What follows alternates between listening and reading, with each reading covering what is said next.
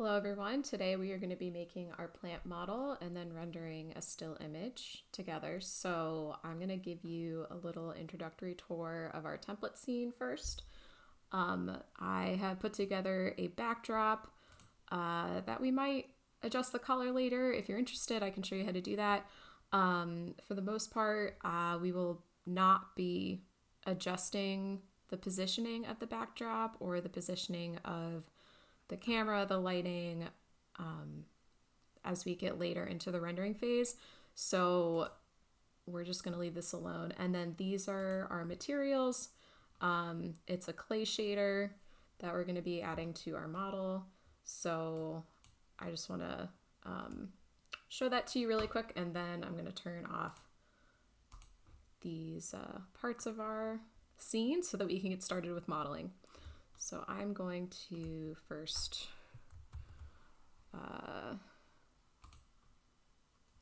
recenter my cursor to world origin, and then we're going to go ahead and get started. So I'm going to add my cylinder, and now we have the cylinder in the center that we're going to use to create our pot for our plant. So now what I'm going to do is I'm going to go to edit mode. But before I do anything, I'm going to go to options and make sure that correct face attributes is checked. And so what this does is it makes sure that your texture doesn't stretch from your shader as you continue to edit your model. So I'm going to make sure every time that I'm creating a model that this correct face attributes is checked in the options area. So I'm going to turn that off, and I'm going to go ahead and click on edge component mode and do Control R to make a loop cut, and I'm gonna move it up to the top. And now I want to scale in that top piece so that we can make a little edge. Is mostly in the center. Okay, let's go ahead and extrude our top circle inward to create the inner wall of our pot. So we're going to hit the E key, and we're going to move it down and do left mouse button click. But if we want to make sure that the bottom of the pot is where it needs to be, we can do X-ray and continue to move down the inner piece to be as far down as we would like it to be. Turn X-ray off. Our pot is done.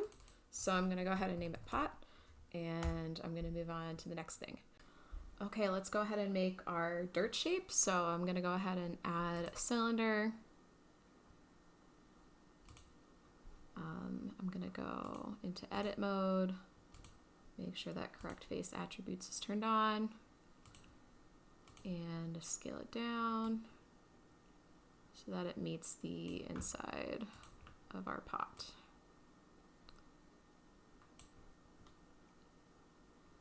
Okay, that looks pretty good. So I'm going to temporarily turn off our pot. I'm going to do the same thing. I'm going to select edge component mode, and I'm going to do Control right and make a little edge loop up here. Go out of edit mode into object mode. I'm going to go ahead and add a modifier and create a subdivision surface.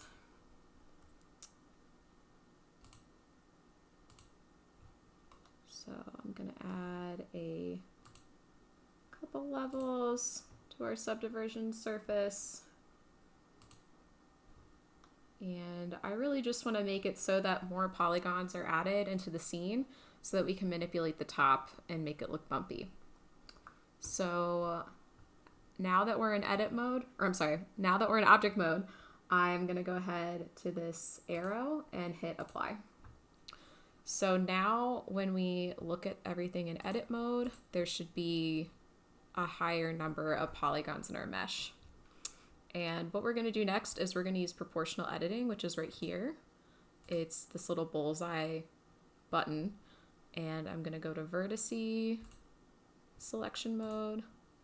And this is where it gets a little tricky. So you're going to start by moving a vertice upward, and so a little circle appears, and the way that you adjust the circle is with your scroll wheel. So we're going to add some variation in the dirt by using proportional editing.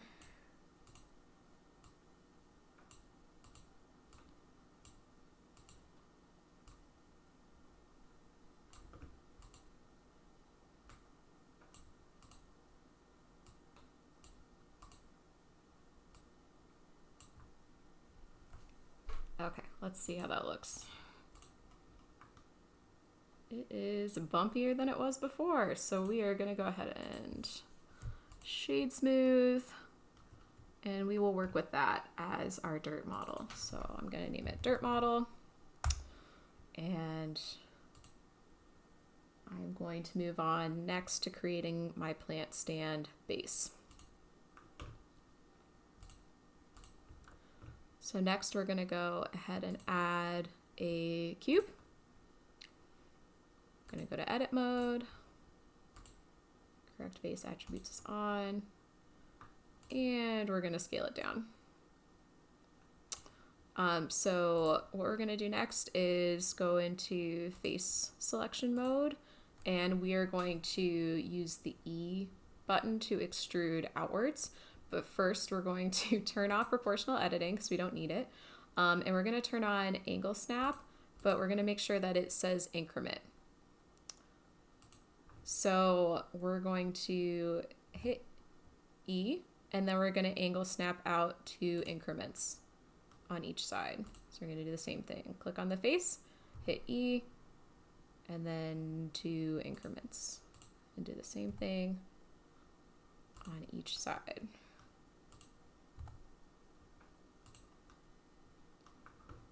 All right, and now we have a cross. So that is going to be the bottom of our plant stand. Next, we're going to go ahead and add some edges. So we're going to go into edge mode, and then we're going to do Control R. Okay, so we have angle snap on. We're going to do Control R. And we want to make sure that in our item transform area, we're going to be paying attention to the number in the transform axes. So we want to make sure that all of our legs are extruded evenly. So our guide number is going to be 1.57. So we're going to move in increments. I'm sorry, we're going to do 1.67. So now we're going to keep going around.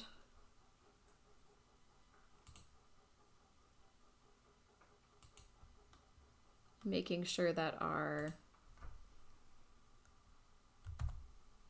edge loops go to 1.67. Kind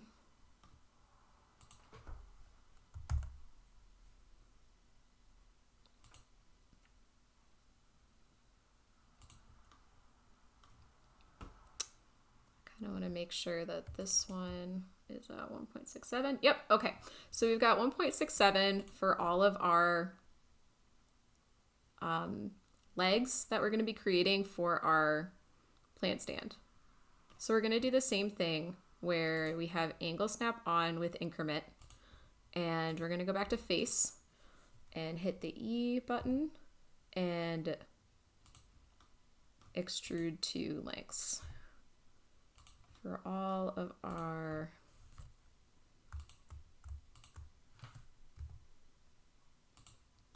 legs.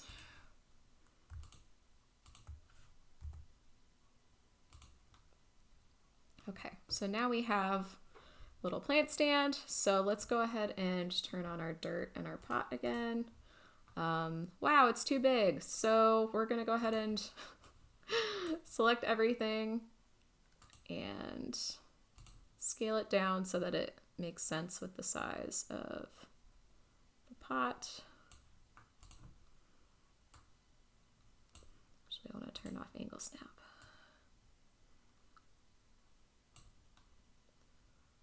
All right, I think we can scale it down a little more. Okay. So now we have our plant stand. I'm going to name it plant stand, and I'm going to move on to creating the leaves.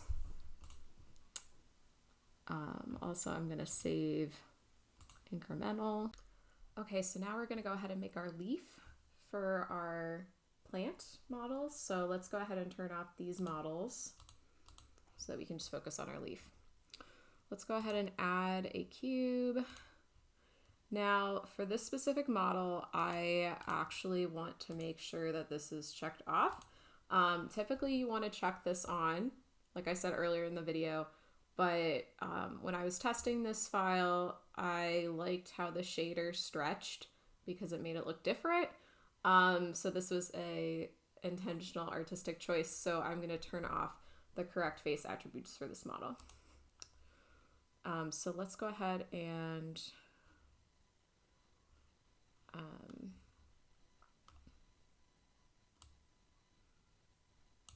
make this look thinner.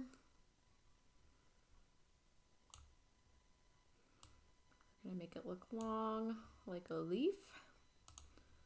Now we're going to go to edge mode, Control R, and then we're going to go find loop cut and slide, and I'm going to add some more loop cuts. Okay, so now that we've added our loop cuts, I'm going to go ahead and make the top of our model look curved, as well as the bottom of our model.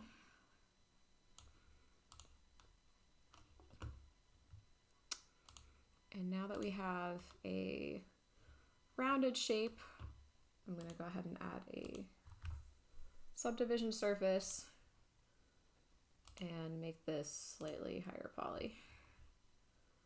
And then I'll apply it.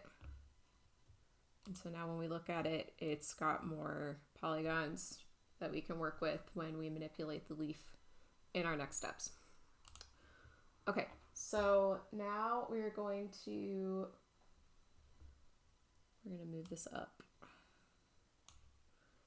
And we're going to make our Bezier curve. So I'm going to add Bezier.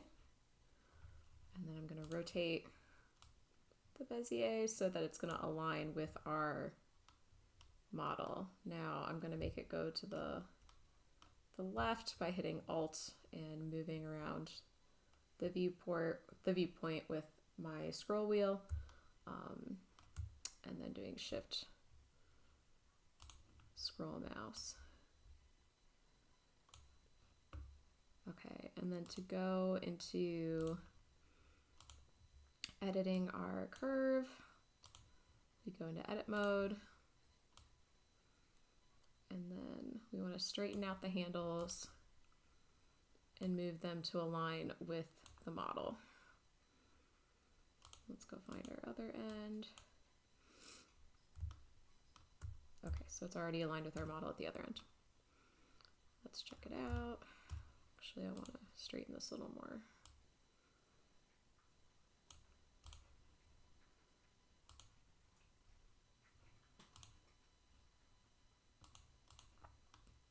Okay, so now that we have our Bezier curve set up, I want to go ahead and click on our leaf model, and I want to set origin to 3D cursor.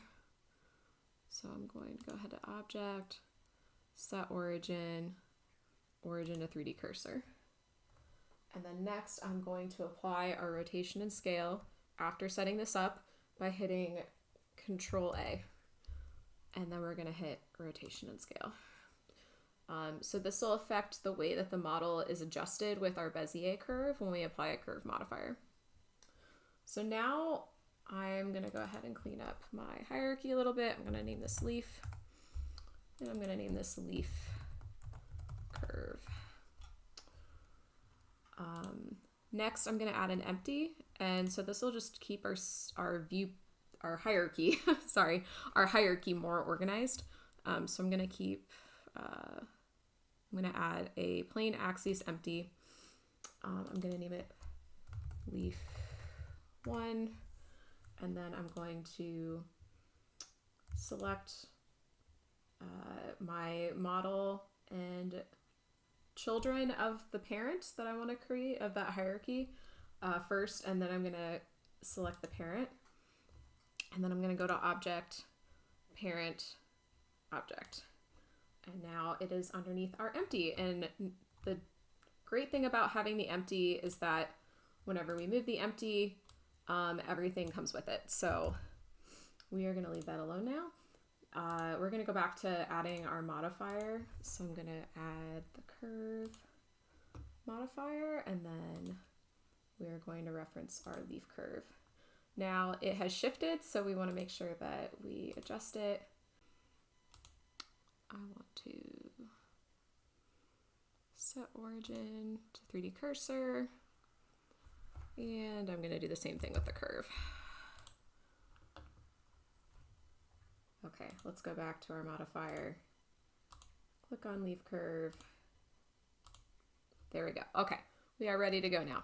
So now that we have our curve modifier attached to our leaf, whenever we edit the leaf curve, it'll affect the positioning of the model for the leaf. So let's go ahead and go into edit mode and click on, I want to click on leaf curve.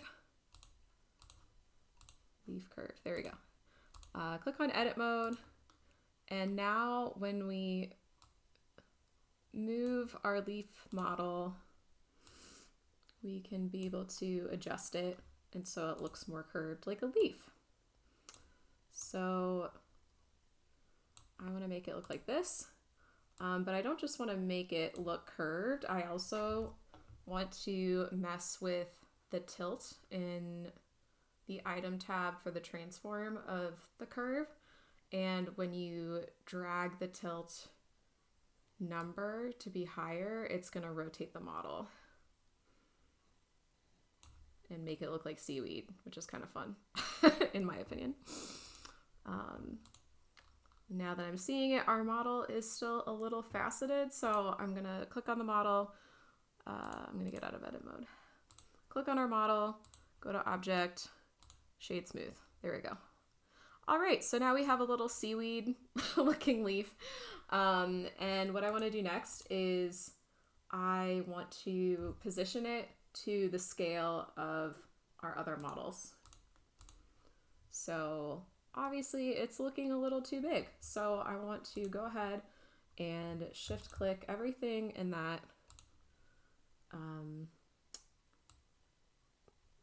hierarchy, scale it down, and move it up.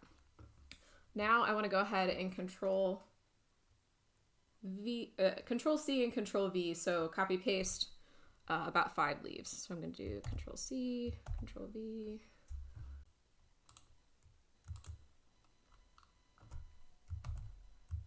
There we go.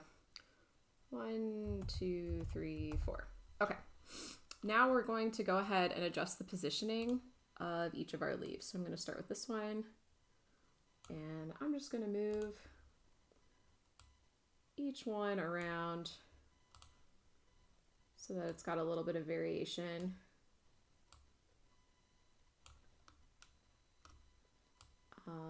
I could also move the positioning a little bit so they're not running into each other as much.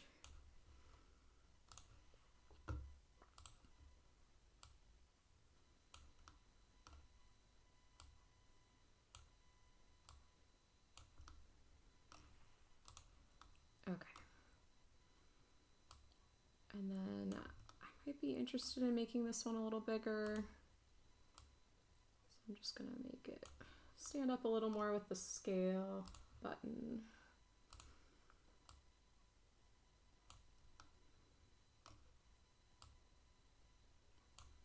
And I'm just gonna continue to adjust some things, tweak it to my heart's desire.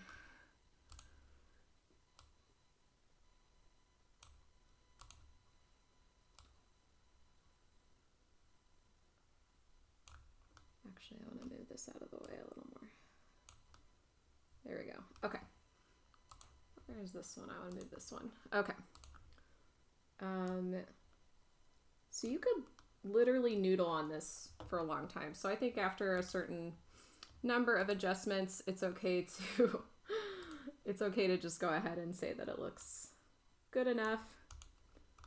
And I think it's looking pretty cute. So let's go ahead and I'm gonna increment and save. And now that we have our little plant guy, let's turn back on our other components in our scene. So let's see.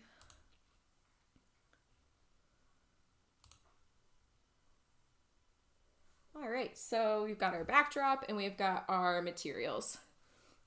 So again, we've got our materials right here. We're going to assign it to our model. And first I want to start with our leaves.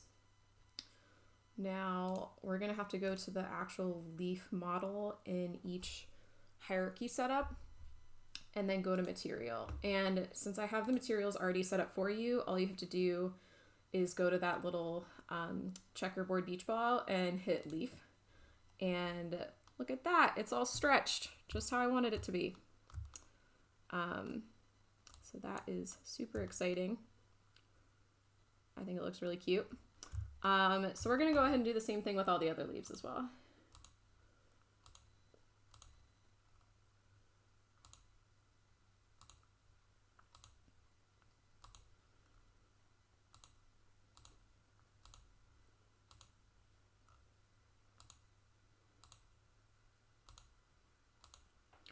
Okay, so now we have all of our leaves set up. We're gonna do the exact same thing for the rest of our models. This should be plant stand. Okay, so we're gonna assign plant stand to that one. We're going to assign pot to this one. And dirt to this one. So now it has this really cool clay looking shader on it. There are all these little fingerprints on it, except for the model that we decided to stretch, which were the leaves. So as the light hits it, it's actually using a normal map or a bump map to make it look like there are all those fingerprints, which I think is pretty cool. And then if you do want to go ahead and change any of the colors, so say you want to change the color of the pot, you can go down to the pot model in the hierarchy, make sure you're in the material tab, and the base color is what you want to change right here. So you click on the color and you can make the color of the pot be anything you want. You could make it like this cute. Let's see what's good with this color range. You can make it orange if you wanted to. I really liked the original color, so I'm just gonna make it go back. Okay, now that we have adjusted our colors, the same thing, you can do the same thing with the color for the backdrop. If you don't really like the color of the backdrop, you can change the color of the backdrop too.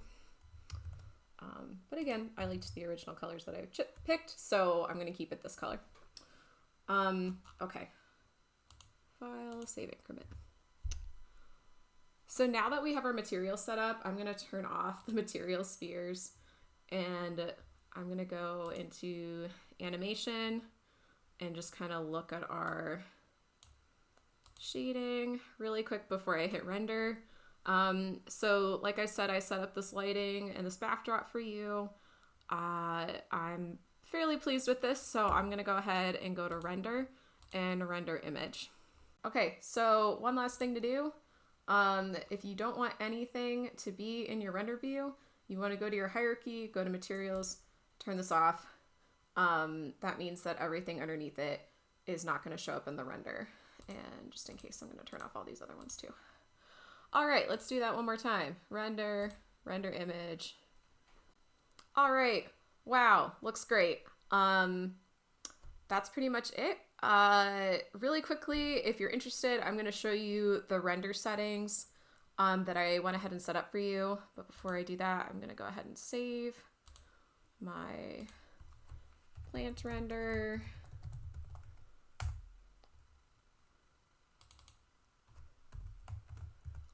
I'm going to save my plant render. All right. So in order to get these settings, really quickly, I want to show you how I set those up if you're interested. So you want to go to camera and you want to make sure that your render engine is set to Eevee. So Eevee is the real-time renderer. It's going to work equivalently to how video games render their models and their imagery. So it's going to be easier on your laptop or your mobile phone, or whatever you're loading it on. So that's why we're using Eevee for this workshop. It's because it is going to be quicker to use with your laptop. And Cycles is the other one that is commonly used. It uses what's called a CPU-based renderer, which is a little heavier on the processing power of your computer. So that's why we are not using Cycles today. We are using Eevee. We are recruiting a lot of samples in our scene, which means that we're going to have our scene image be higher resolution than when it was originally set up. And then when we go to output, we want to make sure that our resolution is 1920 by 1080, or if you want it to be a different resolution, this is where you get the opportunity to change it. Right here is, say, if you're animating something, this is where you set up animation frame ranges. And then your file format output, we put PNG. So yeah, that is pretty much it. Thanks for watching, and yeah, let me know if you have any questions. Thanks, guys.